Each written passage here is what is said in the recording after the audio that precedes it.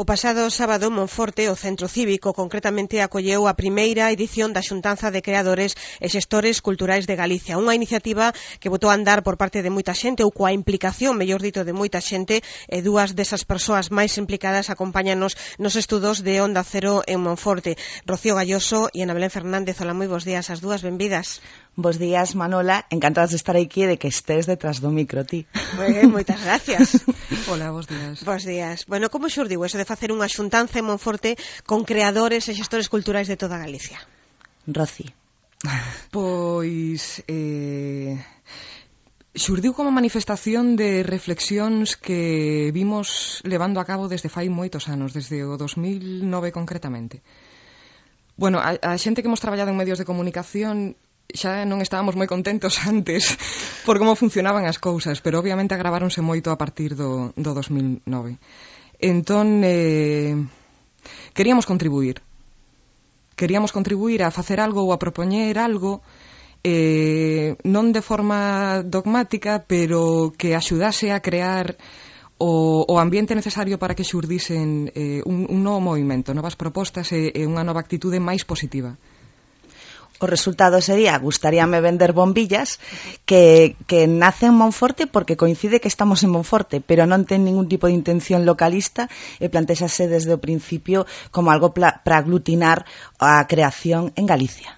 E precisamente xente de toda Galicia acudiu a esta cita este sábado, non? Como foi? Contentos da convocatoria? Moitísimo. Pero con momentos incluso de emoción na despedida e durante algunhas das intervencións, porque estabas vendo a semellante calidade nos intervintes, quer dicir, a profesionalidade coa que falaron, a humanidade, a sinceridade. Vamos, quer dicir, a mí pareceume unha cita de verdad que extraordinaria. Creo que se creou unha enerxía entre todos maravillosa, porque salimos todos como dunha nube ao terminar as sesións de relatorios, non? Foi moi bonito, pero ademais foi moi práctico. O sea, chegamos no mesmo día a cumplir obxectivos que nos planteábamos a medio plazo a raíz desta iniciativa. E xurdiu no mesmo día. No mesmo día, persoas que teñen empresas que non se coñecían, nin personalmente, nin a existencia desa empresa, van a levar a cabo proxectos en común. Proxectos en común que naceron conversando nesta xuntanza. O sea, que vimos os resultados inmediatos no mesmo día. E foi moi, moi emocionante. Eso imagino que dá folgos para seguir para adiante, non con máis iniciativas destas características, non? Para seguir facendo xuntanzas, un pouco punto de encontro de todos, non? E sobre todo para seguir loitando día a día. Cada un de nós no noso traballo. É como que recargas as pilas porque ves que non estás só, que hai xente que pensa como a ti, e que a veces facendo un pouquiño de esforzo, só un pouquiño de esforzo, as cousas poden ser moitísimo máis fáciles. Entón, ves que merece a pena seguir traballando na dirección que crees que debes seguir traballando. Falamos de xestores e de creadores culturais, un amplo espectro. De que estamos falando? A quen acudiu a Monforte? Que tipo de profesionais estiveron nesta reunión? Mira, repaso así rapidiño, por encima, por enriba. Fai no estudio, foi a empresa que abriu, digamos, os relatorios, é unha produtora de vídeo de Ourense que nos presentou un documental que está preparando sobre a Vespa con Gonzo, que é un xornalista del intermedio. Logo estivo a CV Galaica, que traballa temas web. Esta rapaza falou pois de intrusismo laboral, da dificultade para vender o traballo polo que vale. Pretendía xenerar un pouco de debate, pero non se xenerou porque todos estábamos de acordo cos contidos dela, non? Logo estivo Germán ayer con Alberto Montes, aí falaron de dereitos de propiedade intelectual, tivemos momento para risa co discurso co monólogo de Alberto, pechamos a mañá con Taranis Recreación Cultural Histórica, que nos falou pois do rigor que eles traballan nas recreacións, de como personalizan o seu traballo cada vez que van personalizan o seu traballo en función do lugar o que van, etcétera, etcétera. Tivemos representación da Escola de Música Moderna de Monforte, que fixe un repaso de Gonzalo de como se meteu nesto da música. Van Records, selo discográfico que traballa a nivel internacional. Parmo Pictures, que son os rapaces de La Bertolina, que parodian os videoclips, pois presentaron a súa última webserie que está por aí por internet e que nos fixeron rir un montón. Arquivolta falou de paisaxe cultural. Némesis, Amanita e Mario Roldán falamos de proxectos que se desenvolven en Monforte a través das nosas actividades, pois o fanzine de Monforte ou un proxecto que está traballando Mario Roldán que se chama Domestícame. Logo tivemos o director da Mostra Internacional de Teatro de Ribadavia, que para mí foi unha conferencia moi emocionante por dúas cousas. Primeiro, porque nos presentou unha actividade que en Ribadavia concentra durante unha semana 15.000 personas, estamos falando de cultura, non de festa, entonces isto é importante telo en conta, porque este home tiña unha conferencia en Portugal, decidiu quedarse todo o día nas xornadas unha vez que vía como se estaba desenvolvendo todo. E non foi a súa conferencia en Portugal, co cal, por Dios, Roberto Pascual, se nos escoitas, mil gracias. Moitísimas gracias. Remato xa. 4 cousiñas máis. Tivemos os rapaces de 4 gatos que chegaban desde a Coruña falándonos de videomapping, que todo que é o proxectar imaxenes de vídeo sobre unha superficie, generalmente arquitectónica. A Ilalelo, estudio de deseño de Lugo, e a Tiza Films, que nos presentou un documental que se chama Por amor al arte, e Pro Web PC, que presentou unha nova aplicación que fixo pro Concello de Monforte. Quero dicir que houbo absolutamente de todo, e todos quedaron encantados de escoitar o que os outros tiñan que contar, non? Bueno, sí, que xa ves, es que repasando a lista como o está contando Ana, daste conta de que foi fascinante.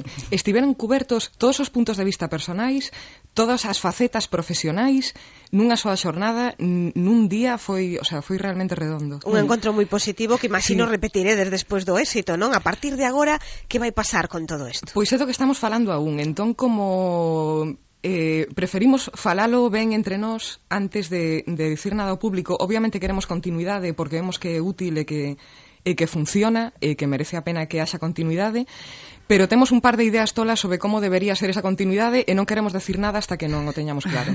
Bueno, o que si temos como máis inmediato, que isto si se vai a facer, si temos contacto a través das redes sociais, e si se vai a abrir un canal de YouTube de Gustaríame Vender Bombillas, onde se van a colgar todos os relatorios para que a xente que non puido estar, pois vexa un pouco que foi o que aconteceu o sábado e de que se falou.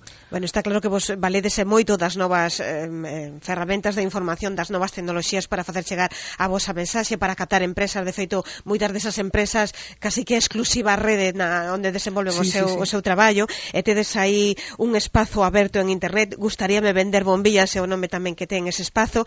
Por que ese nome? Que significa Gustaríame Vender Bombillas? Pois estábamos tomando algo, Ana e eu, falando, e Ana contoume como estábamos falando da frustración que supón a veces ter que invertir máis tempo en explicar ao cliente como é o proceso de traballo que en traballar en sí, que é o que nos gusta e nos apasiona, e é o que realmente podemos aportar, o mellor que temos para aportar. Non sei se me deixará Ana contalo. Ana contoume como unha vez, sentíndose moi triste e agotada, tivo que escribir unha carta a un cliente para xustificar o gasto, que ademais era un precio bastante barato, de un produto que Némesis había feito, que con moito cariño ela rematou a carta dicindo: bueno, a min a veces gustaríame vender bombillas. Foi fascinante pensar, eu a Ana coñecía de moi poucas semanas, somos de audiovisuales, pero inda así de ámbitos moi distintos, e só escoitar esa frase eu entendino. Pero o mellor de todo foi que o entendín cunha sorrisa. E dímonos conta de que ese nome servíanos de guiño entre os profesionais, pero o mesmo xeito evitábanos ter que caer no discurso victimista. E como ven, todos sabemos que o pasamos mal cando hai que xustificar o proceso creativo, pero non é do que queremos falar, non é o argumento que queremos utilizar para atraer a xente, queremos que sea positivo, constructivo. Como evitamos caer nese discurso, pero ao mesmo tempo deixamos claro que é unha cosa que temos en común. Escoller ese nome foi super efectivo, porque en ningún momento hubo que redundar no victimismo, pero todos sabíamos o que quería decir. As empresas recibían o correo, sabían enseguida que o que lle estaba falando era outro profesional, non era unha institución, non era ninguén alleo ao seu día a día, senón alguén que entendía perfectamente o seu día a día, e funcionou moi ben. Bueno, foi a posta en común de moitas ideas, é unha boa idea o do nome que lle puxestes. Bueno, a Némesis, decir que Ana coñecemos porque está na produtora Némesis Creacións junto con Paulino Cadórniga, pero hai moita outra xente intentando buscarse a vida nese ámbito, hai que ir sin marchar da terra onde naceu, e que eso costa moito, verdade, Ana? Costa. Por eso que hai que intentar desde aquí moitas veces abrirse tamén o resto, non quedarse aquí, porque Monforte, toda esta zona, supoño que noutros sitios tamén dirán o mismo, pero si temos esa tendencia como como a quedarnos dentro de nós mesmos, e dentro de nós mesmos realmente non vamos a ningún sitio nos tempos que estamos. Que dende aquí se poden facer moitas cousas para todo o mundo, non? E o estades demostrando. Exacto, e a min, neste caso en concreto, gustaríame poñer o exemplo de Némesis. Némesis fixo un documental sobre a Ribeira Sacra, que ten un mogollón de visitas aí. Claro, que probablemente, mira, o documental de Némesis está feito, eu penso que íntegramente con personal galego. Sí, totalmente. En todas as disciplinas, dende o guión a composición da música, absolutamente todo é personal galego. Sin embargo, o produto final está pedindo salir fora. Probablemente o produto final, por tratar de Ribeira Sacra, que é algo que a xente de aquí quizás se habitúa demasiado, quizáis non quero decir non valora, aunque en realidad é o que penso. Eu creo que non se valora. É o que penso, non se valora. É un documental que a salida comercial tería fora. Isto eu creo que é o máxico das posibilidades que nos dá a tecnoloxía. A tecnoloxía deu-nos a posibilidade de reunir a xente de toda Galicia en 3 semanas, que sin as plataformas web houbera sido imposible.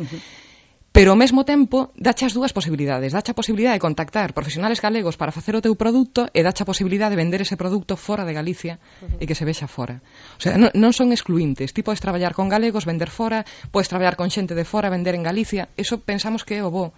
E sí que é certo que moitas veces valoramos máis, aínda que sexa de menor calidade o que nos chega de fora, que o que se fai aquí precisamente por ser feito aquí. Sí, en fin, esperemos que isto axude tamén a cambiar esa tendencia. Sí. Que teñades moitísima sorte, estaremos pendentes do que facedes, e dende agora mesmo tedes os micrófonos de Onda Cero a vosa disposición para que fagades chegar á cidadanía calquera iniciativa relacionada coa creación cultural e artística aquí destas terras de Lemos. Para rematar, unha última mensaxe que vos gustaría trasladar á audiencia nestes intres, que lle pediríais a xente que se quedara con que de todo isto?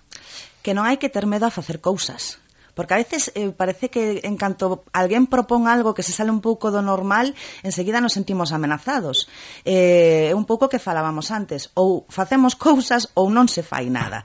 Entonces, se se fan cousas, pois entre os demais intentar apoiar un pouco e promover, porque a actividade do sábado en Monforte, a pesar de que estivemos todo o tempo concentrados no centro cívico, porque, bueno, polas circunstancias da actividade e tal, comemos ali, a verdade que non se saliu casi de Monforte, a non ser no concerto, o sea, do centro cívico, a non ser no concerto da noite. O caso é que a imaxe que se levou a xente daqui foi moi positiva polo tipo de actividade que se desenvolveu. Entonces, apoiar este tipo de cousas. Rocío. Sí, é verdade que incluso houve comentarios de xente que viña de fora que non había estado nunca en Monforte, que nos decía, é que este pobo é precioso. Este pobo é increíble para organizar cousas deste tipo. E de feito foi unha das cousas que pensamos cando organizábamos.